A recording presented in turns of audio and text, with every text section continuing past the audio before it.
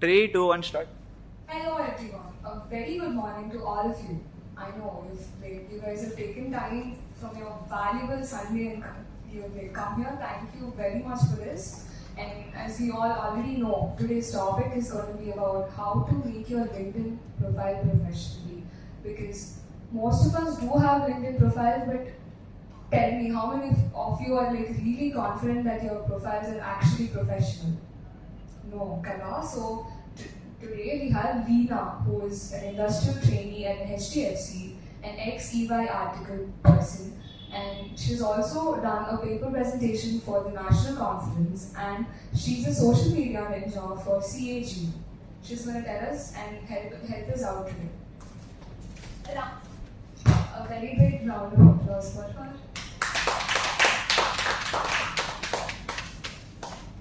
Good morning everyone, I am Leena Estoredia, an industrial trainee at HDFC Bank and an ex-EY article in corporate taxation department.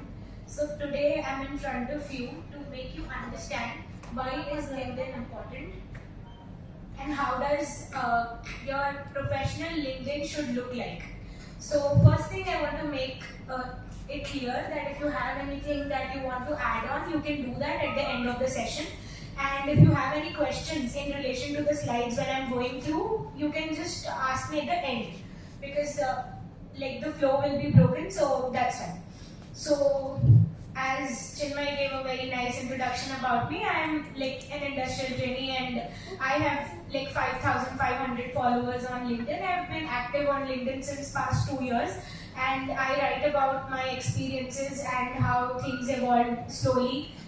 So first of all, we are here so we'll understand why LinkedIn matters. So first thing is LinkedIn is your digital resume.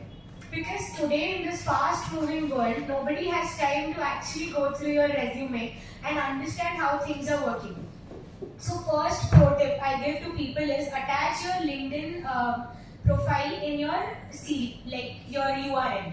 Second thing is that if he understands, if he goes to your profile, it should be a professional profile. It should give a clear picture of what you are and what you're capable of. For example, if my future my future employer wants to understand what am I capable of, he will understand basis the post I've written. So one thing you should avoid is you should not just repost, you should also write. So how consistently you should post, I will be talking in the next slide, what should be the gap between two things, and also I'll be talking about what you should actually post, because every one of you asked me this question, what should be posted.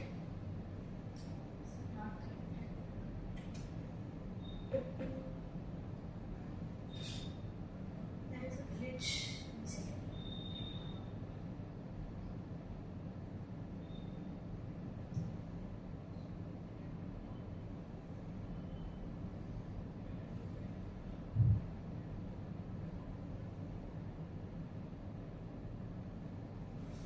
So your future employer will understand what you are as a person by reading your post. For example, my dream company is Motilal Oswal.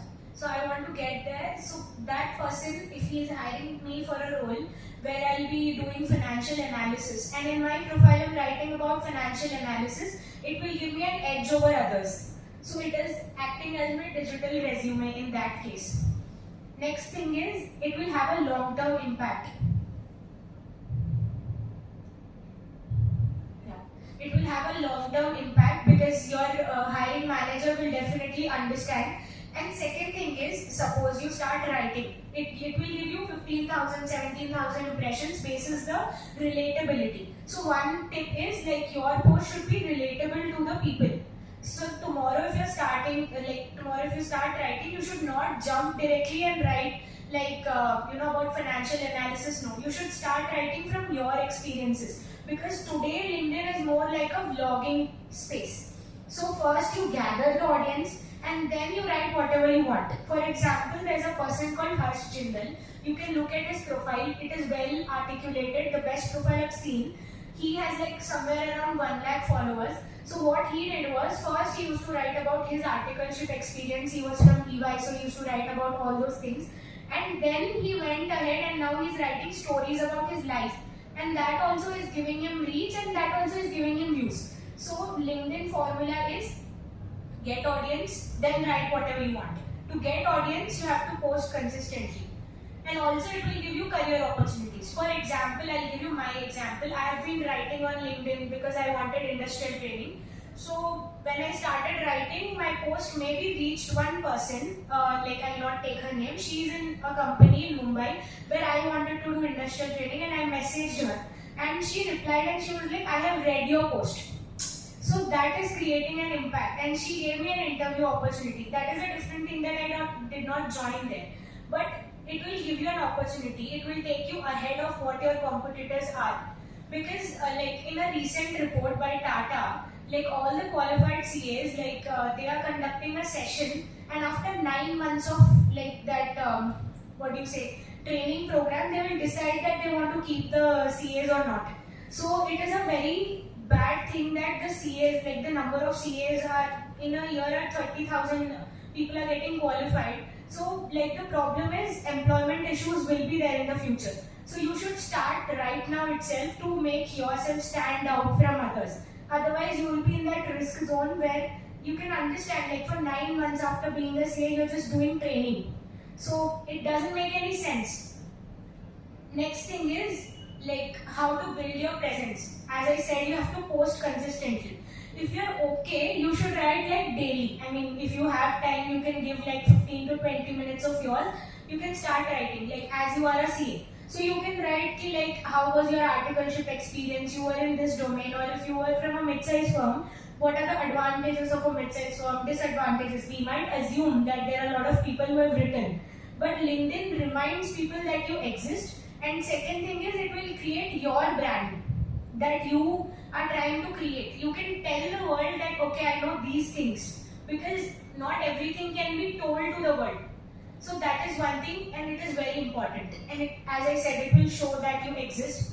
It will create opportunities for you. When you will search in LinkedIn, it will show you like you are the top applicant for that job or something. It will increase the chances of you being shown in people's feed. Next thing is like what you can post. So if you have given any interview for your articleship, you can write, I gave an interview in this firm, these are the questions that were asked. You can like help people, because the more you, and then you should use appropriate hashtags. LinkedIn is like Instagram only. If you use proper hashtags, it will reach the audience. Next thing is you can write about your recent learnings. For example, when direct tax code was introduced, at that point of time there were a lot of creators who wrote how direct tax act is different from direct tax code. So those guys got a lot of reach.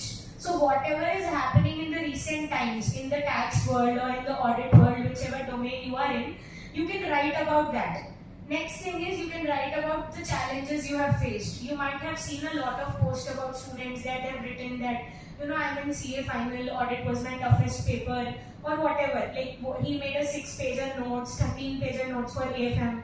All those things are like, I mean, you write and you get a lot of reach. Especially for CAs, like for qualified CAs, they have enough content to write because you have cleared the CA final exam. Also, because you have cleared the exam, you can post that I've cleared in this attempt. So maybe you are trying to reach out to KPMG manager. He might, like when you send a connection request and he's connected, that post will go in his feed. So it is indirectly creating an opportunity, and when you say, hi, I'm interested for the role, he will definitely revert back. Next thing is, like if you are intermediate pass out or still in the articleship phase, you can write what you are doing in your articleship. How is it important to to make your professional journey, and how is it articleship in a mid-sized firm or in a big four, whichever place you are in, different, and why is it important for you to shape your future. So like this is the strategy I suggest to people. Like in the first 5 to 10 days, you can write and like focus on your consistent post building, like your visibility, your presence. You can use images if you want to, like your personal image, And I've seen that posts that have image will capture more audience. And also if you post in the morning between 10 a.m. to 10:15 a.m., it will catch more audience. Especially on Mondays, because people are more active on LinkedIn on Mondays. And also, basis a report, like try avoiding to start on Saturday or Sunday, because people are in a weekend zone, chill zone, so they won't use LinkedIn that much. Next thing is, after 5 days, you can start writing about your learnings, your department, and all those things, what you find interesting. After that, you start writing your Excel shortcuts if you know any, or you know, like you have knowledge of Tally, or if you have knowledge of like certain things. If you have participated in some national talent search competition, you can write that. Today you have attended this LinkedIn session, how it is supposed to be made. You can write that, you can tag me, I will comment, you will get reach. That is also one way. Next, you can write your personal stories, like I was plotted on this client. Don't reveal the name of the client. It was this client. It was very problematic. It was like this. So it will give more relatability, because the way human brain is wired, it is like we find things relatable, things more interesting and more worthy of spending our time. So ensure that you are doing that. Next thing is, like as I said, it is important. Let's jump into that, how your LinkedIn profile should be made. So I've cut down, like I'll be comparing my LinkedIn, and I'll show my LinkedIn profile, and I'll show Siddharth's LinkedIn profile, and I'll take out mistakes from his LinkedIn profile. If you, out of all of you, if anyone is okay, I'll open your LinkedIn also here, or post completion of the session, I will explain you what are the things which are missing in your LinkedIn profile, and that will give you more reach. First thing is, before we jump into this, there is a LinkedIn limit of 200 people per week. Like you can send connections to 200 people. So ensure that you use it till the maximum, because it is free of cost, 200. So like what I used to do is, when I'm searching for industrial training, like for example, I'm in HDFC. So HDFC, I used to search in the search section, location filter, and then like I used to search HDFC industrial trainees. So I used to get a list, and then I used to send connection requests to those people. Then what is my next target company? And then that is how it worked. So like you can reach out to maximum people in that department, in that particular company, through this filtering and this searching. Like don't randomly just send connections. Ensure that they're worthy enough. Like not all of us want to buy the LinkedIn premium. So without buying that, we can like ensure that it is done in a proper way. Next thing is your profile picture, like how your profile should look like on LinkedIn. Your profile picture should be a professional photograph. It should not be like a photograph where you're wearing casuals or anything, no. And like studies show that a profile which has a profile picture is more credible than those which is not having a profile picture. So ensure that you have a profile picture. If you are like for guys, I would suggest that you wear a proper formal outfit, like a blazer if you guys have one, shirt, and like proper formally dressed, and then like avoid flashy colors like red, pink and all those, and then post it, like put it as a profile picture. Next thing is your banner, this one. Your banner should be professional and tell what you are doing currently. For example, my banner is like I am a CA student. So it should tell about you. There are a lot of people who write in their banner that, okay, I'm a CA finalist or I'm a qualified CA, and they give their mail ID. Ensure that in your LinkedIn you have updated all the things, all the sections firstly. Because usually people do not do that. Like your mail ID and all these things are basic, you should update. And also attach your resume in your LinkedIn, because you get an option to attach your resume. In your banner image, please ensure that the image is proper, it is not flashy, it is readable, the text, whatever you are writing, if in case you are writing a text. You can also attach an image of you getting a honor. For example, those who are chartered accountants, they can attach an image of them being felicitated by ICAI when they are convocated. That image also works. It will give credibility to the person who's seeing, because these days Angel Priya is also existing on LinkedIn also. So like that will give, because there are two sides of the picture of being fake. Employer also, there are a lot of HRs which are fake. There are a lot of profiles which are created just for the purpose of like putting fake vacancies. they get reach, they get followers, then they change their name and everything. Similarly, employees also are doing the same thing. So ensure that it is credible enough so that if somebody wants to reach out to you in the future, like if you are an article and you want to get into industry, or after becoming a CA you want to get into a particular job, ensure that you have enough connections so that you land there. For example, like all the CAs who are in articleship, post qualification you will require like LinkedIn for your job search. I was under an assumption that I would score very good marks and I will get a very good job. But that is not how things work in practicality. The better connections you have, the better chances of you to land an like opportunity for interview. For example, my case only in HDFC, I could land an interview because I had a friend of mine and I, in a casual conversation, told him that I'm looking for industrial training. It was right here in ISAI Bhavan. So he told me he'll get my interview done, and that is how the process began. If I would have not been friends with him or like had not had a connection with that guy, so it would not be possible because he got like 120 resumes and it was impossible for him to look into each resume. So like that's why it's important to build connections and have a connect with people on LinkedIn and also in practicality. Next thing is your about section in your LinkedIn. There are two ways to write it. One is you are speaking for yourself, like I am an intern in corporate banking department, I have experience in working on like this thing, like I've understood financial analysis, financial reviews, I did all these things, and then I was in EY in taxation. I did tax audits, tax review memorandums over there. You can write as if you are telling for yourself. And another way, like third person format is basically you write that, like for example, Bhargavi is a qualified CA. She's working in KPMG indirect taxation department, over 3 years of experience in Brahmaya and Co. Where she had hands-on experience on audit, wherein she understood how audit procedures work, like, and all those things. Trust me, like it is that not we assume that like this person got this job because he's deserving. It is not like that. All of us are deserving. But the thing is, we have not articulated or we have not put things in that way, the way that person was able to do. So that's why you can use even AI to do this for you. You can tell AI that, okay, I am this, I have this experience, I have this learnings from my articleship. Can you just draft an about section for me and make it human friendly? It will do for you. Ensure that you put in the prompt that it does not hallucinate, because AI does hallucinate. So it will give you a proper about section. And also for your post also, you can use like AI for like telling that, okay, I want to write whatever interview questions were asked to me during my like KPMG interview or EY interview or my articleship interview. Like there are people I know, like I've seen, they write this KPMG interview or EY interview for like at a stretch for like 6 or 7 posts continuously, that they have been asked these questions in a loop. Like he will put 5 to 6 questions in one post because it is very lengthy to put all the questions, because in Big Four especially, the interview will run for around 45 minutes or something. So it's not possible to put in one post. So he will put like 5-6 posts and all those.